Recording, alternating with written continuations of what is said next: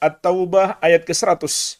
Allah Subhanahu wa taala berfirman, "Was-sabiqunal awwaluna minal muhajirin wal ansar walladzina ittaba'uuhum bi ihsan radhiyallahu anhum wa radu an wa a'adda lahum jannatin tajri tahtahal anharu khalidina fiha abada dzalikal fawzul azim." Dan orang-orang yang pertama masuk Islam, yaitu sahabat muhajirin dan ansar, dan orang-orang yang mengikuti mereka dengan baik, maka Allah ridho kepada mereka, dan mereka pun ridho kepada Allah. Dan Allah telah menyiapkan untuk mereka surga-surga yang mengalir di bawahnya sungai-sungai. Mereka kekal di dalamnya selama-lamanya. Itulah kemenangan yang besar. Perhatikanlah ayat yang mulia ini. Allah telah mengabarkan kepada kita dua anugerah yang Allah berikan kepada dua golongan. Anugerah yang pertama adalah keridhaan Allah.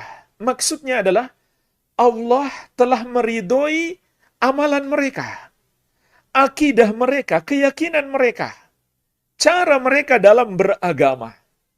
Telah diridhoi oleh Allah Subhanahu wa taala. Kenapa diridhoi? Karena benar. Karena mereka menempuh jalan yang lurus. Itulah sebabnya jemaah sekalian, para ulama salaf juga menafsirkan makna ihdinas siratal mustaqim, siratal ladzina an'amta alaihim.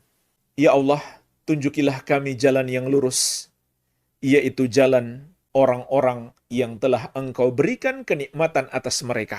Orang-orang yang Allah beri nikmat dalam ayat ini adalah Rasulullah SAW dan para sahabat radhiyallahu taala anhum ajmain. Kemudian anugerah yang kedua adalah jaminan untuk mereka agar masuk surga. Mereka itu siapa? Dua golongan. Golongan yang pertama adalah sahabat muhajirin dan ansar. Orang-orang yang pertama masuk Islam, sahabat-sahabat terbaik yang dididik, dibina langsung oleh guru terbaik Nabi kita yang mulia, Nabi Muhammad sallallahu alaihi wa ala alihi wasallam. Golongan yang kedua siapa? Walladzina taba'uuhum bi ihsan, dan orang-orang yang mengikuti mereka dengan baik.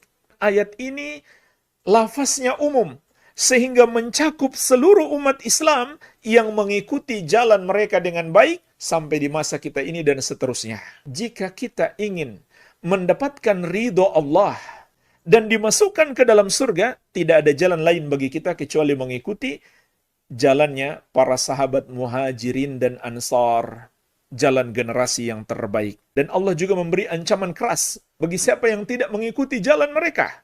Dalam surat An-Nisa ayat 115, "Wa may yushakikir rasulah min ba'di ma tabayyana lahul huda wa yattabi' ghayra sabilil mu'minina nuwallihi ma tawalla wa nuslihi jahannama wasa'at masira." Dan barang siapa yang menentang Rasul setelah jelas kebenaran baginya, dan dia mengikuti selain jalannya orang-orang yang beriman, kami palingkan dia ke jalan yang sesat yang telah dia pilih tersebut, dan kami akan masukkan dia ke neraka jahanam, dan itulah seburuk-buruk tempat kembali. Ayat yang mulia ini mengandung dua ancaman keras terhadap orang yang melakukan dua pelanggaran. Ancaman yang pertama, di dunia dia tersesat. Yang kedua, di akhirat dia mendapatkan azab. Apa dua pelanggarannya? Yang pertama, menentang Rasul. Tidak mau mengikuti ajaran-ajaran Rasulullah SAW, padahal telah jelas baginya. Dia lebih memilih pendapat gurunya, syekhnya, ustadznya, kiainya, hukum adat negerinya, bangsanya, negaranya, daripada mengikuti petunjuk Nabi Muhammad SAW. Kemudian pelanggaran yang kedua, وَيَتَّبِعْ غَيْرَ سَبِيلِ الْمُؤْمِنِينَ, mengikuti selain jalannya orang-orang yang beriman. Maka ini adalah dalil ancaman dari Allah bagi siapa yang tidak mengikuti jalannya para sahabat. Karena orang-orang yang beriman ketika ayat ini turun adalah para sahabat Nabi Muhammad sallallahu alaihi wa ala alihi wasallam. Kemudian hadis yang masyhur, Rasulullah sallallahu alaihi wasallam bersabda, "Wasataftariku ummati ala 73 firqah." Umatku akan terpecah menjadi 73 golongan. Kulluha finnar illa wahidah. Semuanya di neraka kecuali satu. Ma ana alaihi wa ashabi. Yang mengikuti aku dan para sahabatku. Inilah penegasan Rasulullah SAW, satu-satunya golongan yang benar, golongan yang selamat, yang meneladani Rasulullah SAW dan para sahabat beliau radhiyallahu taala anhum ajma'in. Al-Imam Ahmad rahimahullahu taala mengatakan, usulus sunnah indana at-tamassuk bima kana alaihi ashabu Rasulillah sallallahu alaihi wasallam wal iqtida'u bihim. Pokok-pokok ajaran ahli sunnati wal jamaah menurut kami adalah berpegang teguh dengan ajaran para sahabat Rasulullah sallallahu alaihi wa ala alihi wasallam dan meneladani mereka. Maksudnya, bagaimana kita memahami dan mengamalkan Al-Quran dan Sunnah? Maka kita harus mengikuti cara para sahabat memahami dan mengamalkannya. Ini disepakati para ulama, tidak ada perbedaan pendapat dari kalangan ulama ahli sunnati wal jamaah. Di antaranya, dinukilkan oleh Imam Ibnu Qudamah di dalam kitab beliau Dhammu Ta'wil. Faqad thabata wujubu tiba'is salaf rahmatullahi alaihim bil kitabi was sunnati wal ijma'.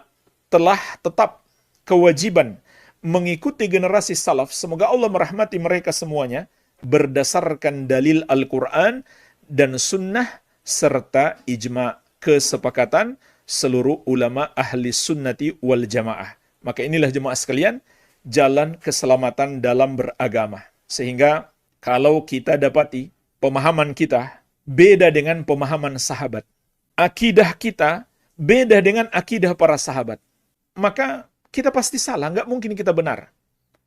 Dan ini berdasarkan akal sehat. Karena sahabat mempelajari Al-Quran langsung dari Rasulullah SAW. Al-Quran juga turun dalam bahasa mereka. Nggak mungkin kita lebih paham terhadap Al-Quran daripada para sahabat radhiyallahu ta'ala anhum.